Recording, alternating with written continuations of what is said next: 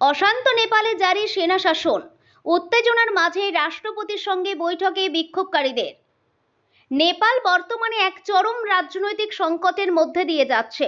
প্রধানমন্ত্রী কেপি শর্মা ওলির ইস্তফার পরও থামেনি বিশৃঙ্খলা। সরকারের পতনের পর দেশের প্রশাসনিক ভার নিয়েছে সেনাবাহিনী। মঙ্গলবার রাত থেকে সেনা মোতায়েন করা হয়েছে রাজধানী কাঠমান্ডু সহ বিভিন্ন গুরুত্বপূর্ণ এলাকায়। রাস্তা, মোড়, সরকারি ভবন চত্বরে চলছে সেনার টহল। দেশ জুড়ে জারি করা হয়েছে কারফিউ। বিক্ষোভের সূত্রপাত ঘটে কাঠমান্ডু থেকে। মূলত ছাত্র যুব সমাজের নেতৃত্বেই রাস্তায় নামে হাজার হাজার বিক্ষোভকারী।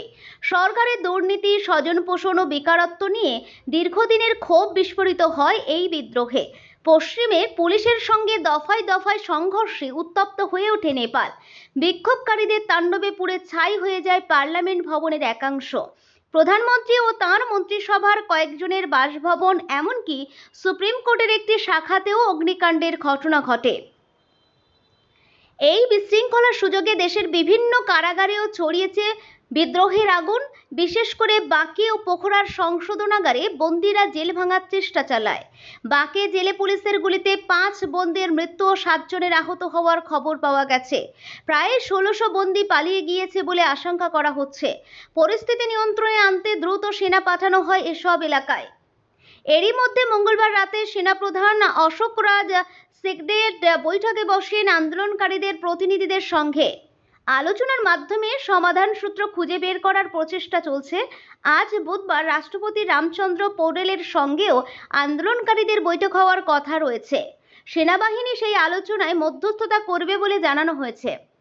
সেনার পক্ষ থেকে জানানো হয়েছে, যতদিন না নতুন সরকার গঠিত হচ্ছে ততদিন তারা দেশের শাসনভার সামলাবে। তারা দেশবাসীর সহযোগিতা চেয়েছে এবং সতর্ক করে দিয়েছে যে লুটপাট বা সহিংস কার্যকলাপে জড়ালে কঠোর ব্যবস্থা নেওয়া হবে। সেনাপ্রধান সিংদেল বিক্ষোভকারীদের উদ্দেশ্যে আহ্বান জানিয়েছেন, আলোচনার মাধ্যমে শান্তিপূর্ণ সমাধান খুঁজতে হবে। দেশের সার্বভৌমত্ব, সাধারণ মানুষের স্বাধীনতা রক্ষায় আমরা প্রতিশ্রুতিবদ্ধ।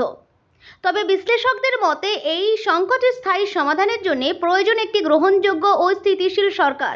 সেনার হস্তক্ষেপ পরিস্থিতি সাময়িকভাবে নিয়ন্ত্রণে আনতে সাহায্য করলেও গণতন্ত্র রক্ষায় আগামী দিনগুলিতে রাজনৈতিক নেতৃত্বের ভূমিকা অত্যন্ত গুরুত্বপূর্ণ হয়ে উঠবে।